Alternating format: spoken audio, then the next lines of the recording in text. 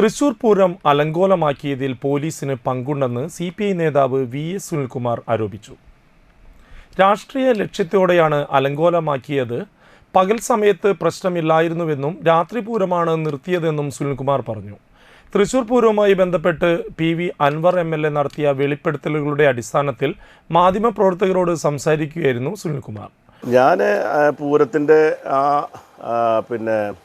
അലങ്കോലപ്പെട്ട സമയത്ത് തന്നെ പറഞ്ഞൊരു കാര്യം, ഇതിൻ്റെ പിന്നിൽ പോലീസിന് കൃത്യമായ വീഴ്ച സംഭവിച്ചു എന്നുള്ളത് അന്ന് തന്നെ ഞാൻ ഉന്നയിച്ചിരുന്ന കാര്യം. ഞാൻ അതിലിപ്പോൾ ഉറച്ചു നിൽക്കുകയാണ്. പക്ഷെ അതിന് ADGP അജിത് കുമാറിന് പങ്കുണ്ടോ എന്നുള്ളതിനെ സംബന്ധിച്ച് എനിക്ക് വ്യക്തമായ വിവരങ്ങളൊന്നും എൻ്റെ കയ്യിലില്ല.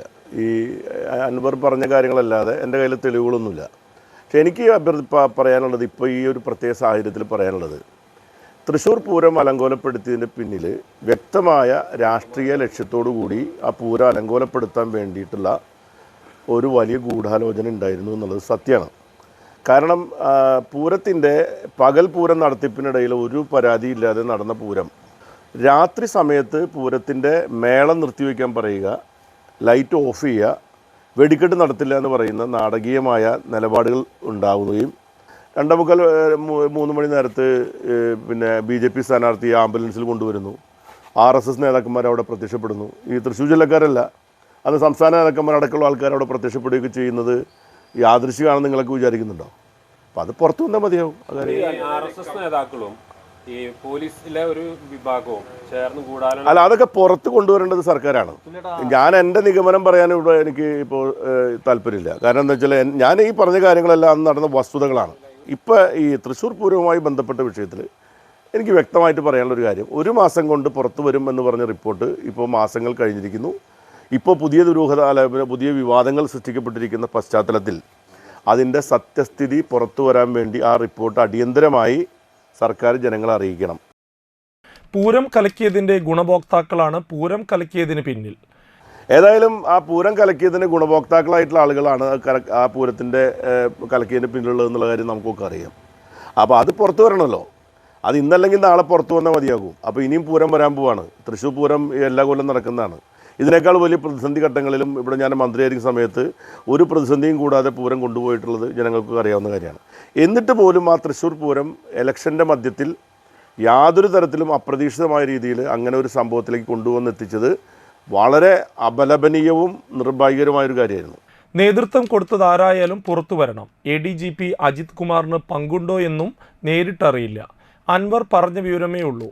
BJP സ്ഥാനാർത്ഥി RSS നേതാക്കൾക്കൊപ്പമാണ് വന്നത്. പൂരം കലക്കിയത് യാദൃശ്ചികമായല്ല. പോലീസിന് മാത്രമല്ല, പൂരത്തിൻ്റെ നടത്തിപ്പുകാർക്കും പങ്കുണ്ട്. അന്ന് നടത്തിയ അന്വേഷണ റിപ്പോർട്ട് സർക്കാർ പുറത്തുവിടണമെന്നും സുനിൽകുമാർ ആവശ്യപ്പെട്ടു. തൃശ്ശൂർ പൂരം ഒരിക്കലും തടസ്സപ്പെടാൻ ആഗ്രഹിക്കുന്നവരല്ല തൃശ്ശൂർക്കാരായ ഞങ്ങളാരും തന്നെ. എങ്ങനെ തടസ്സപ്പെട്ടു? ആരാണ് പിന്നിൽ പ്രവർത്തിച്ചിരിക്കുന്നത്?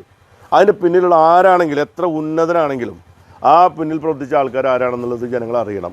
അറിയാൻ വേണ്ടിയിട്ടുള്ള റിപ്പോർട്ട് സർക്കാർ പുറത്തു വിടണം എന്നുള്ളതാണ് എനിക്ക് പറയാനുള്ളത്. മറ്റു കാര്യങ്ങളെപ്പറ്റി ഞാനിപ്പോൾ കമൻറ്റ് ചെയ്യില്ല. അത് ഞാൻ ഇന്ന് ഒരു പത്രക്കുറിപ്പ് കൊടുക്കണം, മുഖ്യമന്ത്രിക്ക് ഒരു കത്ത് കൊടുക്കും.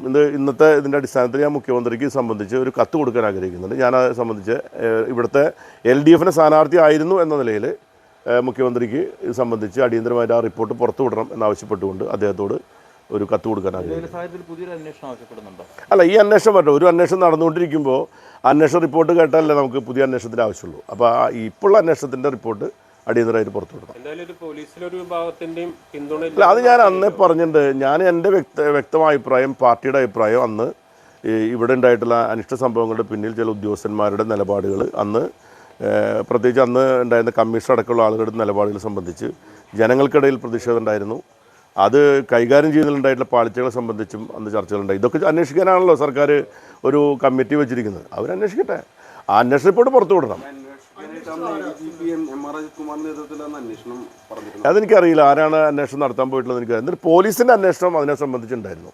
സർക്കാർ നിയോഗിച്ചിട്ടുള്ളതാണ്. മുഖ്യമന്ത്രി തന്നെ അന്ന് ക്യാബിനറ്റിൽ തന്നെ തീരുമാനിച്ചതെന്നാണ് എൻ്റെ ധാരണ. അന്ന് K രാജനടക്കമുള്ള ആൾക്കാർ എന്നെ വിളിച്ച് പറഞ്ഞത് ഇത് കമ്മീഷൻ മാറ്റാൻ തീരുമാനിച്ചു എന്നും ഈ പുതിയൊരു അന്വേഷണം നടത്താനും തീരുമാനിച്ചു എന്നാണ്. ആരൊക്കെയാണ് അങ്ങനെ അന്വേഷണത്തിലുള്ളതെന്ന് എനിക്കറിയില്ല.